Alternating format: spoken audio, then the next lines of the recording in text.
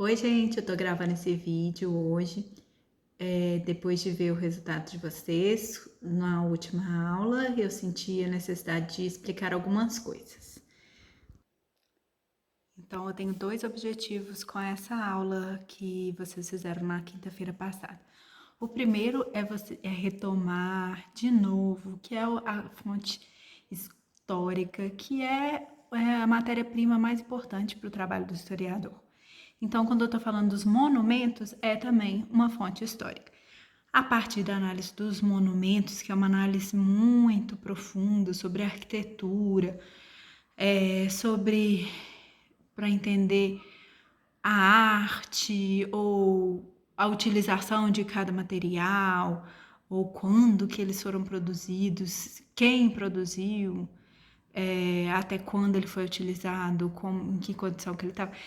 Tem várias perguntas que podem ser feitas para objetos, para material, para os próprios monumentos. E dessa forma a gente consegue entender um pouco mais sobre a vida dessas pessoas do passado. Eu dei exemplo para vocês de uma cidade que eu fui e de uma outra cidade que está bem próxima de Belo Horizonte, Ouro Preto, assim como tem Diamantina, assim como tem Paraty, no Rio de Janeiro, várias cidades no Brasil também que tem uma arquitetura, uma organização que a gente chama de cidade histórica, né? Que tem uma manutenção desse patrimônio.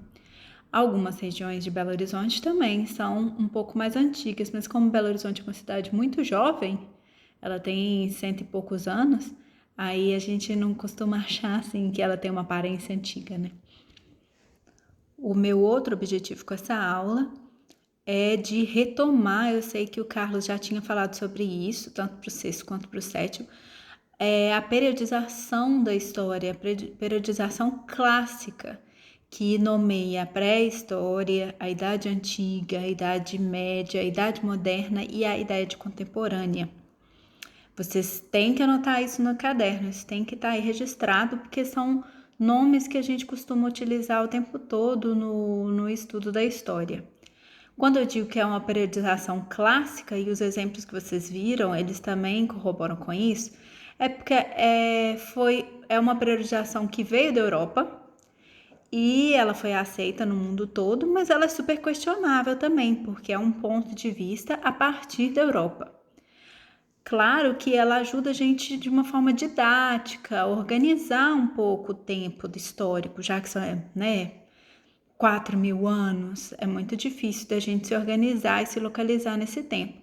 Mas ele não quer dizer, por exemplo, que durante o período da Idade Média é tudo igual, que a partir do momento que começa a Idade Moderna, tudo ficou diferente da Idade Média. Na história a gente entende que os processos ele tem mudanças e tem permanências.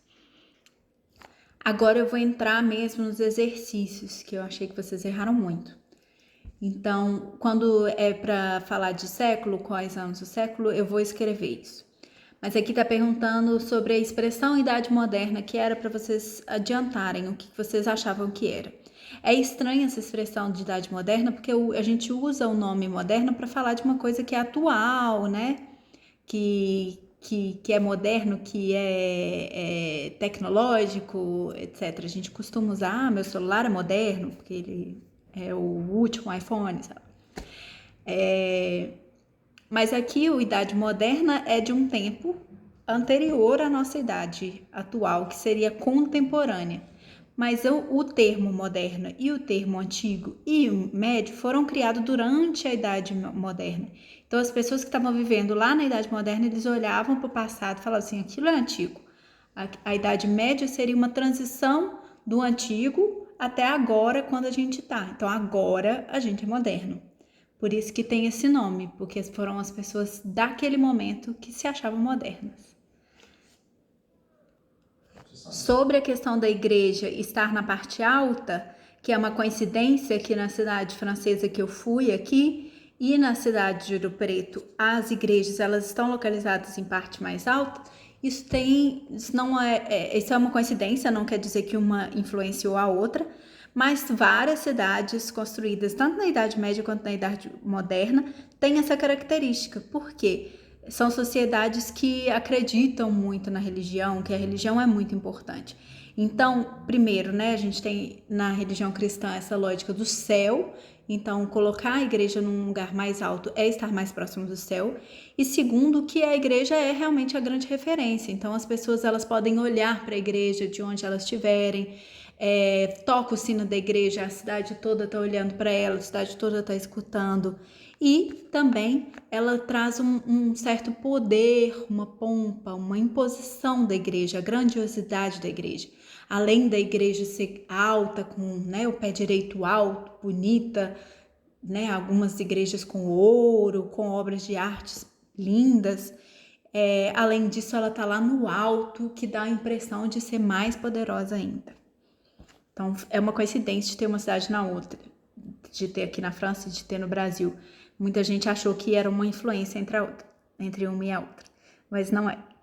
Agora, gente, quando eu comecei a falar sobre cada idade, a minha ideia era de vocês terem algumas referências de imagens, algumas palavras, talvez, assim, que remetam vocês ao que é a Idade Antiga, Idade Média e Idade Moderna.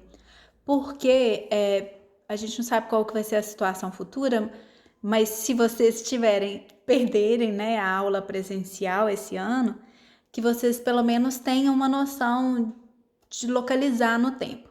Isso vão ser matérias que vocês vão ver no ensino médio, que vocês vão ver nos próximos anos. Então, assim, é só para vocês ficarem relaxados e tranquilos. Eu vou mandar também umas sugestões de filmes, se vocês quiserem assistir, que vão dar para vocês mais essas memórias sobre esses tempos passados. Agora, quando eu fiz a questão sobre os ETs, era uma brincadeira, para vocês imaginarem, assim, como que a gente encontra um lugar com seres que a gente não conhece, que a gente não tem contato com eles, para vocês imaginarem isso. Ver uma cidade vazia de seres vivos e como compreender esses seres vivos que viveriam ali sem ter contato direto com eles, só vendo as construções que eles fizeram. Isso é interessante de imaginar, mas esse é o trabalho também dos historiadores, porque existiram cidades que foram desocupadas por algum motivo, por causa de alguma conquista militar ou por causa de algum fenômeno natural, por exemplo, uma região que tem tido uma seca muito grande e que obrigou as pessoas a saírem, desocuparem aquela cidade, ou lugares que sofreram com a peste, por exemplo, e elas foram desocupadas. E aí, algumas dessas cidades ficaram enterradas, e os historiadores, os paleontólogos, os arqueólogos, eles encontraram essas cidades e eles tiveram que descobrir como que esse povo vivia só a partir da cidade.